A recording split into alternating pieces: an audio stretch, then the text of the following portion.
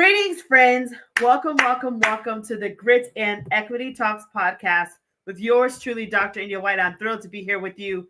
Happy Juneteenth. We will be celebrating this the entire week and the rest of the month for those out there that just want to know more about it or want to, just give some type of honor and respect. Just continue to push forward a message of peace. Continue to collaborate with those in the Black/African American community, and just know that we're out here just spreading peace and love and hope and joy.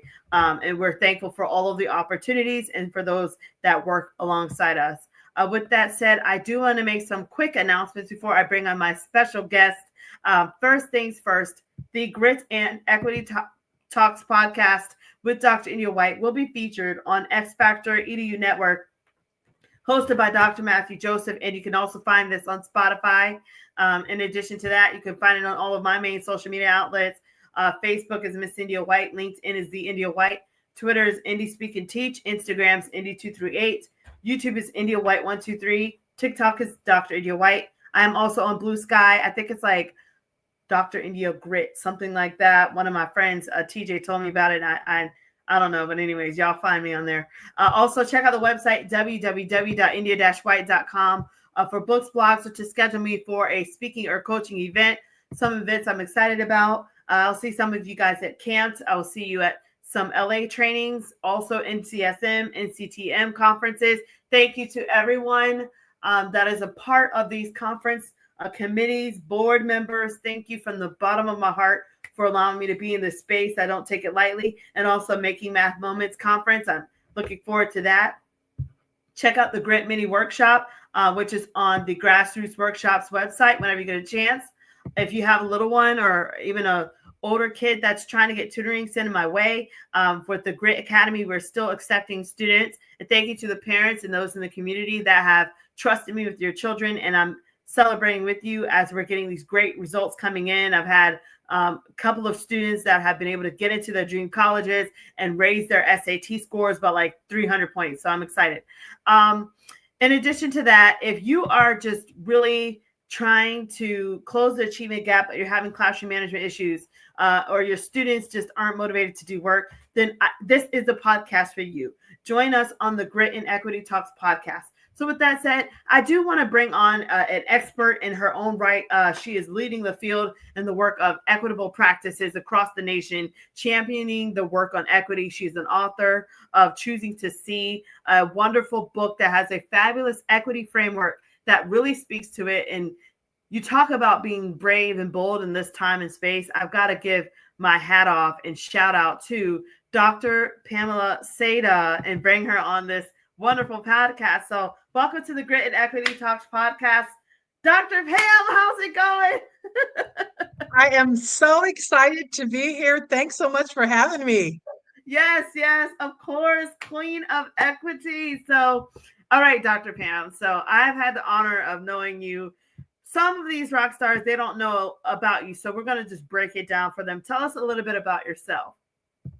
Certainly. I am a full-time educational consultant. I retired as a math educator in the state of Georgia 3 years ago. I co-authored the book, Choosing to See, Framework for Equity in the Math Classroom. And it's based on a framework that came out of my doctoral work. And the reason I went to get that doctorate was because I was asking the question, why are all the Black kids sitting in remedial math class and the white kids sitting in calculus? It didn't matter what school, where you are across the nation, it's the same. And I was like, I got to find answers. While it's been very well established, I wasn't interested in researching the gap. I wanted to research answers. And so as a part of my doctoral work, I came across Culturally Relevant Pedagogy by Dr. Gloria Ladson-Billings. Yes. And she talked about the cultural mismatch that often happens between teachers and students who do not share the same cultural background. And then I came across this framework that was in the multicultural teacher education literature that I saw applied to an ELA classroom. And because I'm all about that math, I took it and applied it to mathematics, and out came ICU care, ICUCARE. So that is what the book Choosing to See is about. And I've been speaking across the country, talking about that framework. And actually, last year, I decided to shift my focus to leaders because I realized that teachers really want to do this work, but they can't do it by themselves. And they need support from leaders to be able to do it. And Mm-hmm. so I'm currently at the TASP, Texas Association of Secondary School Principals Conference, and Excellent. sharing my message with leaders. And I'm really excited about that. And it's in Dallas. Well, congratulations on you. You are glowing. I love it. I love this for you. And I think this is definitely your purpose. And it's so interesting because, like, you're sitting here just shouting from the rooftops about equity. And many of us are behind you. But as you know, many might have the question, like, girl, what are you doing? And I'm saying that respectfully. What are you doing? Don't you know they put out mandates of no DEI? Like, what? How do you help teachers navigate through the anti DEI message? No diversity, no equity, and no inclusion. When you're out here training right now at a conference, how do you help teachers have the same type of courage to do the same thing that you're doing? So I have two approaches. So the first approach was what I was doing before Black Lives Matter and before equity was a Yes, buzzword. yes, So I shared, that part. I started my doctoral work in 1999. Wow. I've been doing this work for over 2 decades. Yeah. So I'm not new, and I didn't jump on the bandwagon after Black Lives Matter. And what I noticed, I got to celebrate you for that. Thank you. Right. yes. So when I graduated in 2007, people weren't interested in the message. I was doing Oh, equity uh, workshops and I was preaching to the choir, really, pretty yeah. much. So what I started doing was I changed my message. I Hmm. didn't change my content, but I changed the titles. And I started saying, how to reach those who are hard to reach, or how to reach your at-risk students.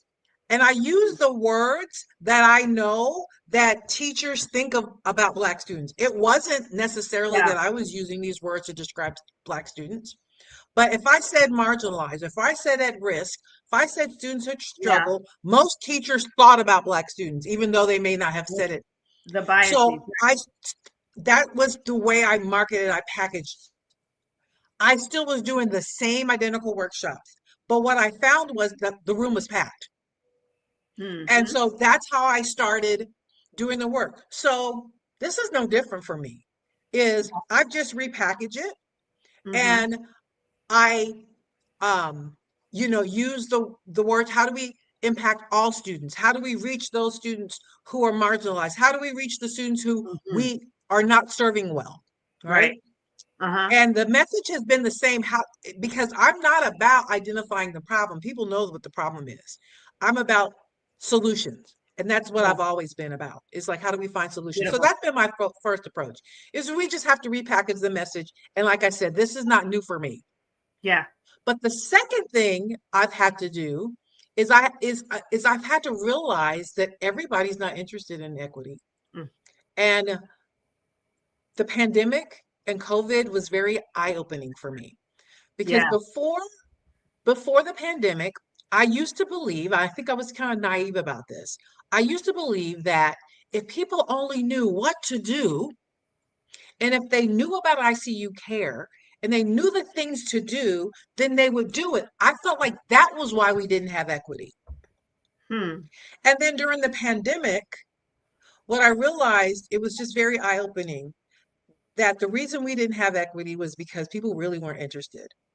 For example, when right before the pandemic, I was talking to our school board, talking to leaders about the fact that we need to get everybody access to laptops because there are things like Right. Desmos. There are things I remember when the district that I used to work in went one to one, and so all of my students had laptops. it Mhm. it drastically changed what I was able to do. So for Right. example, with my opening and my closing, I was able to monitor the responses for every student. I didn't have to just kind of guess. I knew exactly where everyone was. Right. So during the pandemic, before the pandemic, I was saying, everybody doesn't have access. We need to give everybody access. And somehow the board never found enough money to do it. It was always a money issue. Mm. Same thing with lunches. I remember the last administrative meeting we had, leaders were actually talking about, what are we going to do for the kids who can't afford lunch? They were actually talking about giving them peanut butter or cheese sandwiches because they had lunch tabs. Right. That was the conversation. And Wow. then after COVID, everybody gets free lunch. Everybody has Everybody. laptops. Everybody. And I was like, oh, it's amazing. It's now, because it's not poor kids and it's not students of color. This pandemic is impacting everybody. Now we find Everyone. money to do it. Yeah. And then I was just really saddened by the negative nature Whew. around whether we were going to keep schools open or closed. Right? It Yeah. was like we were going to put teachers on the front lines, even though we know there's this deadly disease out there. Yeah. Right. I actually lost a math teacher in my district due to COVID because he caught it Incredible. while Wow. at work. Wow. Even though the kids were at home, the Yeah. kids were at home, learning at home. My district mandated that teachers go to work, and he caught it at work and passed away a couple months later. I'm so sorry to hear So, that. Wow. having said all that, I realized that everyone's not interested in equity. And Mm. so, what I've chosen to do is go where the people who want the work. Exactly. Thank you, ma'am. And that's all we can do in the state, and it's so interesting. And I'm thankful that you're doing that and that you're championing this work. It makes me think. So we missed you at the NCTM and CTE conference. I really missed seeing your face there. You are definitely a staple in this math space, and I know you're rocking it out. So, but the thing that made me think of you, and I said I need Pam on this show, Dr. Pam on this show, is this theme here, which we talked about at the NCTM and CTE conference in my session. We talked about a work of inclusion versus dejection. And what do I mean? So inclusion, Dr. Pam, of course, as you know, everybody's included. You do what you can. You give them the resources and accommodations. You always bring everybody in. Whereas dejection is a sorting methodology type of strategy of, I want you, but I don't want you. But because I don't want you and I don't want to make it obvious, I've got to kind of put excuses out there as to why you won't be a good fit in my class, or as to why I don't think you're a good fit to be a gifted learner, why you're not a good fit for honors AP classes. So, because we're used to the sorting type of mindset, I sort my groceries. You go to the grocery store, tomatoes over here, carrots over here, onions over here, meats over here. You go to the mall, socks over here, purses over here, shoes over here. Then you go to the classroom, we take that same psychological mindset and we shift it towards students. These lower performing over here, the colored over here, the marginalized over here, the disabled over here, LGBTQ over here. And then through the sorting, students get either the best, the perks, or they get excluded to the back of the classroom and they're the last two students that we never get to, we ignore, and we just can't seem to know why those kids can't pass. So I want you to Right. speak to this theme of inclusion versus dejection and how your equitable practices can help teachers to find a way to get off of those uncomfortable lenses and those uncomfortable vibes that they have when they're trying to reach learners that don't look like them and that they're not comfortable teaching. Absolutely. So, I want to start with our schooling practices, and just epiphany happened for me when I was an instructional coach. When someone shared with me, they said schools were never created to educate all kids to high levels. They were created to sort kids. Ah, And when I thought about that, it was there like, you have that it. is so true. That goes with this theme. Schools are sorting mechanisms. And I think Oh about my the turn of God. the century when public education was started. We created these public schools not because we feel like everybody needs to be highly educated, but we wanted a sorting mechanism to determine who gets to work in the fields, who gets Yes, to work in the factories, and those few precious few who get to have professional careers.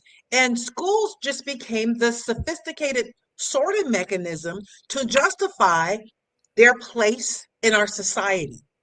And all of our structures are still the same. yes, yes.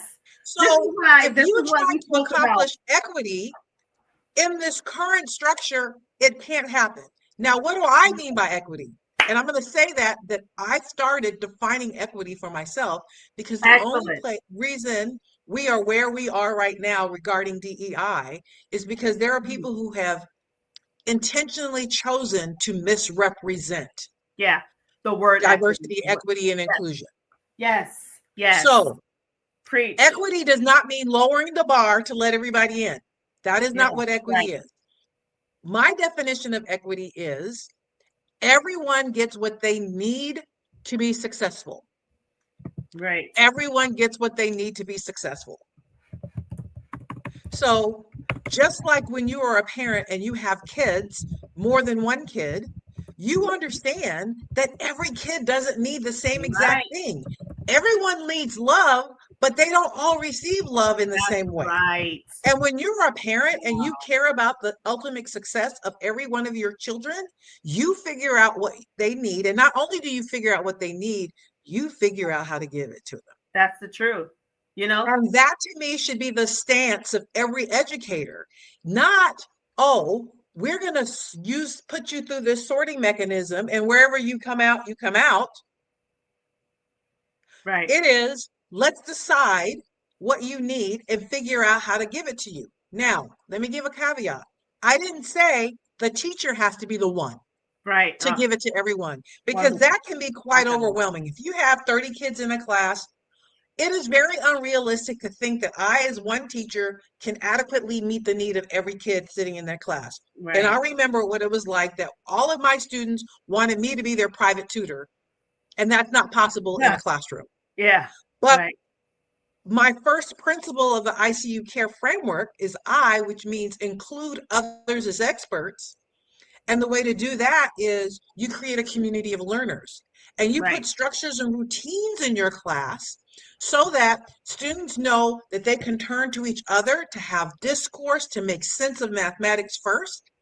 And then in their teams, if they all have the same question, then they can get help and assistance from me as a teacher. And I'm Mhm. helping four people rather than one person, right? Good. And Right. that way, that's how I maximize my time in the classroom. That's just one I love example that. of a routine where I used to say, see three before me.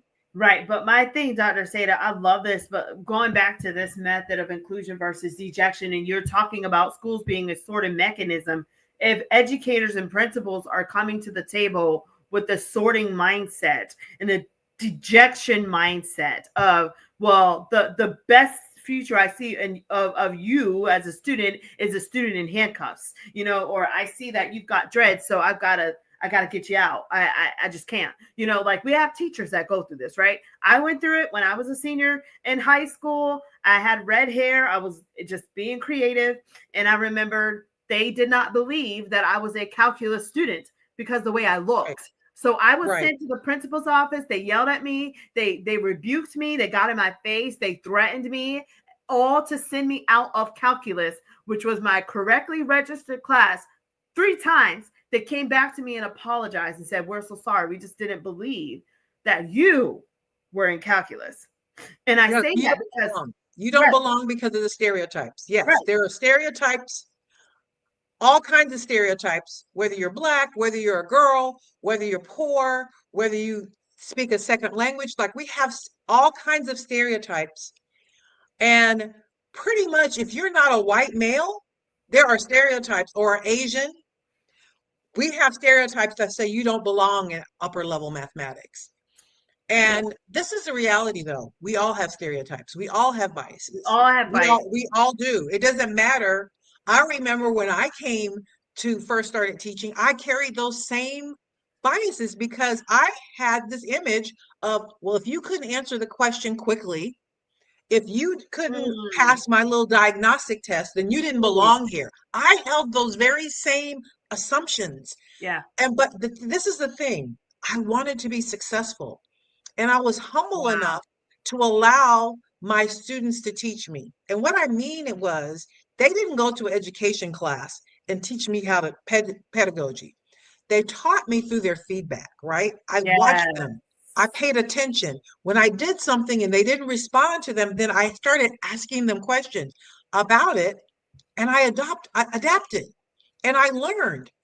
And so that is why I love the work that I do, is because this work that I do has been decades in the making. That I've learned a Yeah. few things by I have the scars, trial and Mhm, error of trying things. Even after I finished my doctorate in 2007, I went back to the classroom in mhm. 2015 to try these things with students Yeah. who gave me feedback, who then I adapted things and you know could say this things work, but this is how I might adapt it a little bit, Right. because you learn by doing, and it's in the trenches of Yeah. doing things that's how you get better. And whether it's math or whether it's teaching math. Right. So my question is, with the sorting mechanisms and the dejection culture, um, how do they get started with this? With the, I mean, because if you're like, okay, you're upper middle class, maybe you don't come from a marginalized group, maybe you're not struggling, you don't know struggle, but you have a class full of students from all different walks of life. There's going to be a wall of fear. There's going to be a wall of uncertainty, a wall of, I don't know if I should even touch the surface of this. Even in their interactions with community members, family members, how do they even get started? So one of the things that I realized when I was doing my doctoral work, my research in my doctoral work, is I realized that one, teachers oftentimes had deficit views of students, especially those from marginalized groups. But I also Mm, realized that teacher researchers mm, who were trying to do equity work oftentimes had deficit views of teachers who had different backgrounds from their students. And there were right. assumptions that, oh, if this is a white teacher, they're not going to be effective at teaching Black students. Like those were Wow. assumptions that were also in the literature. And so what I decided to do was model for my teachers, for those who I lead, to be open minded Open and not minded. engage in those same stereotypes, right? That Yeah. how can I engage in those same stereotypes and then expect my teachers not to have stereotypes about their students? Yeah. That's not going to work. Not gonna work. So what I do is, this is the other thing that I understand about stereotypes.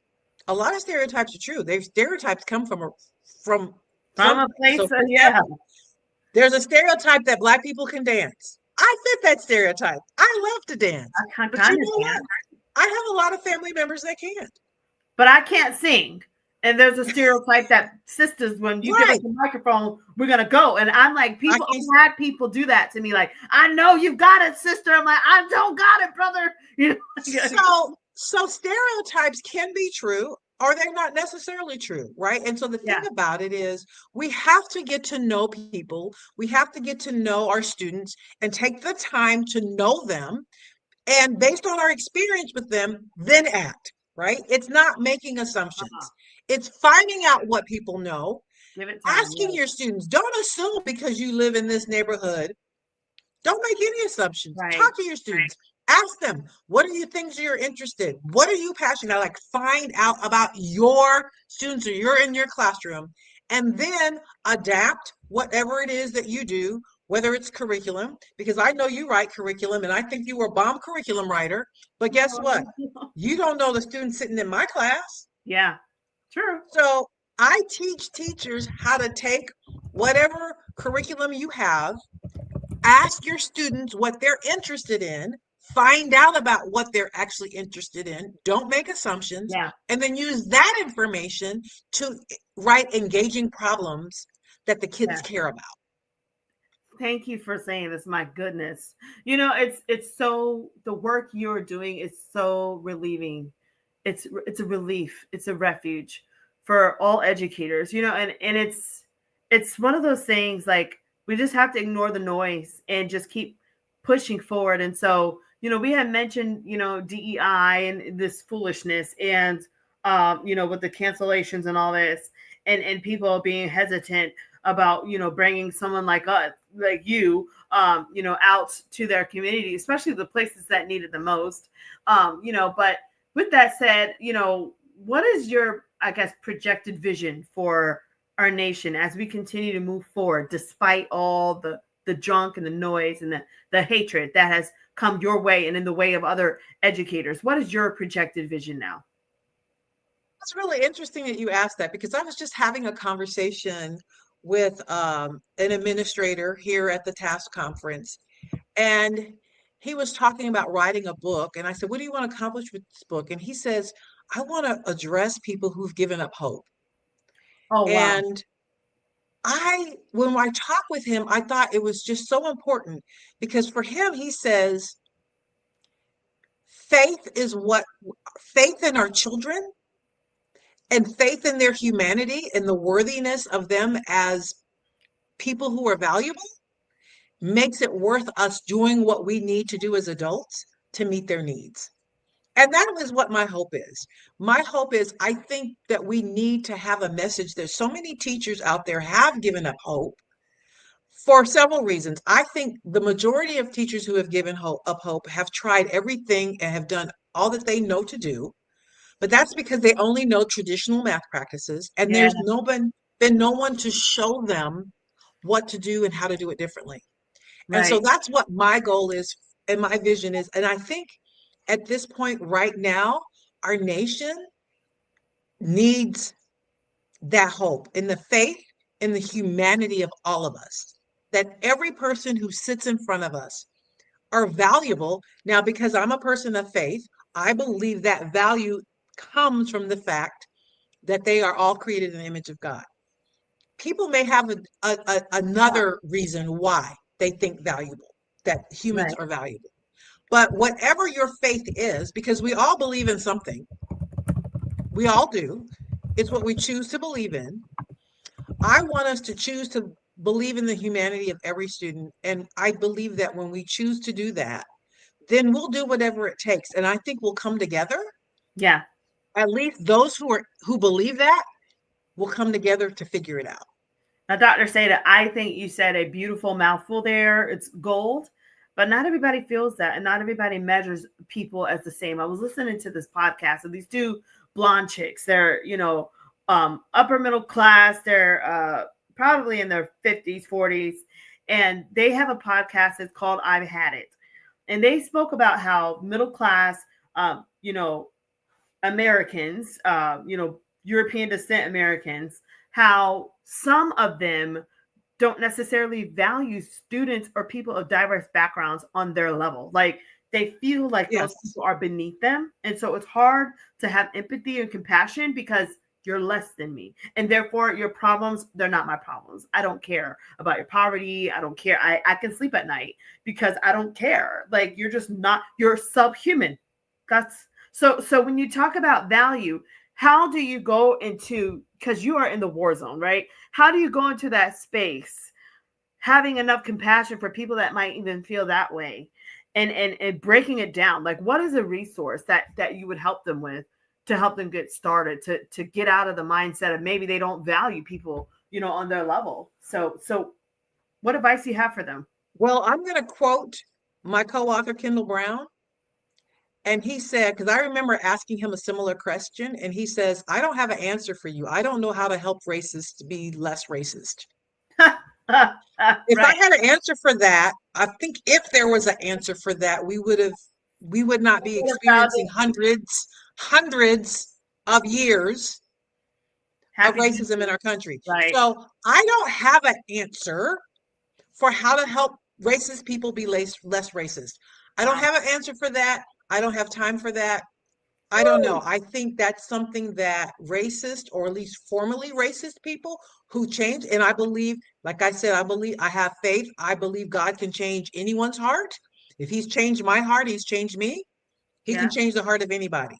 But I think it is people who were formerly racist who are going to have to deal with racist. Like I don't have anything for you for that. Oh, wow.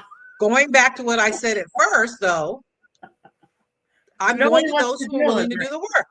My job is to find out who wants to do the work, who wants help, who are those teachers who have given up Love hope it. because they've tried and done all that they know to do and have given up hope. Those are the people that I want to find. Beautiful. And Well, that's my job.